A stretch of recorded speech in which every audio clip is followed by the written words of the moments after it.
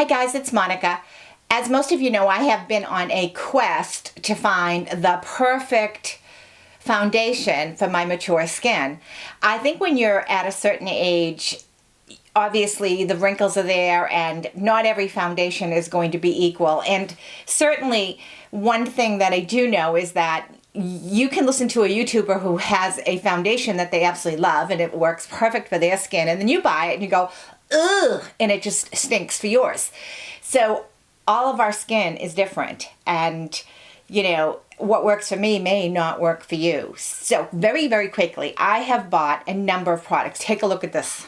As you can see, I have Wet n Wild, and I'll tell you, this is probably the fourth bottle of Wet n Wild that I bought. But I have Rimmel, I have e.l.f., I have Avon, I have Neutrogena, I have Loreal, and I have the number 7. So quite a collection. I have returned a number of foundations over the last 3 months.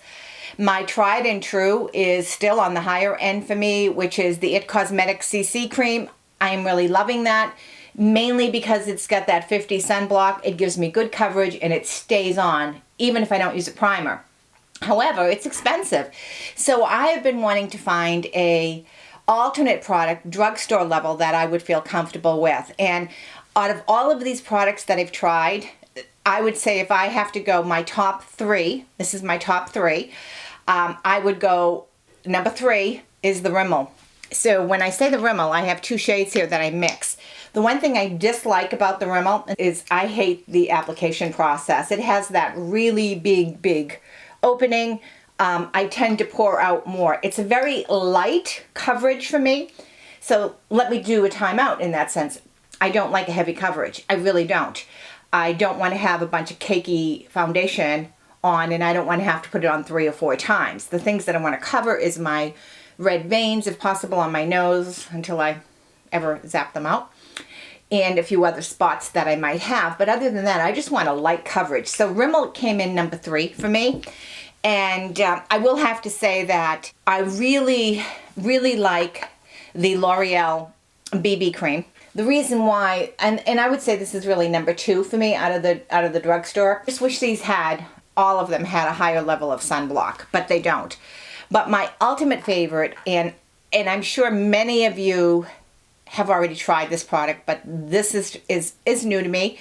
I just tried it. I think I got it like 2 or 3 weeks ago, so I've been using it for a while. And that is the number 7 Lift Luminance. I'm going to do the box so you can see it. This is the number 7, and this is their anti-aging mature skin formula. It does have, use Jay's little magnifying glass. It does have anti-aging complex. It does have a broad spectrum SPF 15. I'm not really thrilled with that level. I wish it had a little bit more. But I do like all of the active ingredients. And more important, I really like how it sits on my skin. It does not seem to settle into my cracks. So out of the drugstore brands that I've tried so far to date, this is the most expensive one. I paid $12.99 for this bottle in Walgreens. So, and in Walgreens, they also color match you. And I'm actually wearing wheat, which I would not have bought on my own, but it works pretty good with my skin. So the least favorite so far has been, for me, the Wet n Wild. I do have this still. I've tried it. You know, the application process is okay. It's got that little thingy, but I'm not a fan of that because I always feel like I'm going to contaminate my makeup. So I try to put it on a Q-tip so I'm not dipping it, from my skin or hands back in.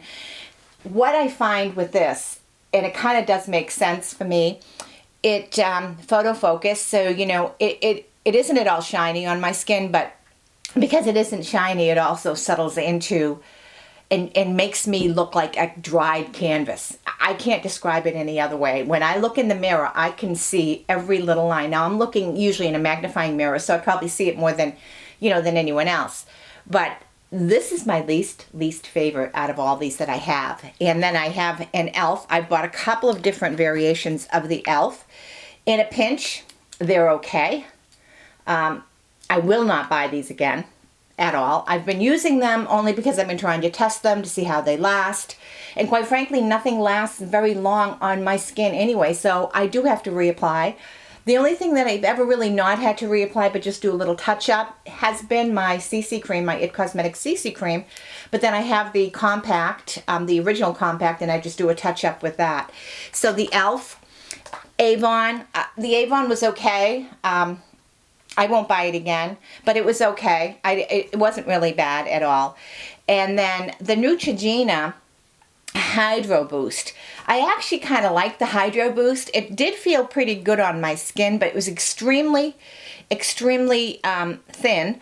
And I think it was more of just a tint. And it just did not give me enough sunblock, not enough of any kind of sun protection whatsoever. So today, what I have on my face, after I did my morning serums, is I put on the Neutrogena Clear Face. This is an SPF 30. I let it sink into my skin a long time before I applied my foundation, and then I just went in with the number 7. I love that it's a pump, but I use very, very little of it, and I just put like a dot here, here, here, here. Oh, and I did have the It Cosmetics corrector on my nose here. I don't think that's going to last a long time anyways, but it does make me feel good when I first put it on because it neutralizes the redness. So that's really all in my lipstick and eye makeup. I have used Pores Be Gone, the setting powder, along my nose, but very little coverage on this as far as I only did one application, which I really, really liked, but it played well with this. So sometimes some foundations, when I use the sunblock, beat up something fierce. And sometimes they beat up just when I use my regular serums. So I don't know. So I really think that the number 7 Lift and Illuminate foundation is going to be it so far for me in the drugstore level. Now $12.99, I'll pay $12.99 for this, and I'm going to try a few of the their other foundations in the same line because I think it's pretty interesting. So that's the scoop on my foundation quest. I think I might have did it. I found it, I hope. So thanks so much for watching. If you're new to the channel, please subscribe. And as always, for all of you loyal viewers, and I consider you my friends and my extended family, thanks so much for watching, for liking, and of course, commenting. Have a wonderful day. Bye-bye, guys.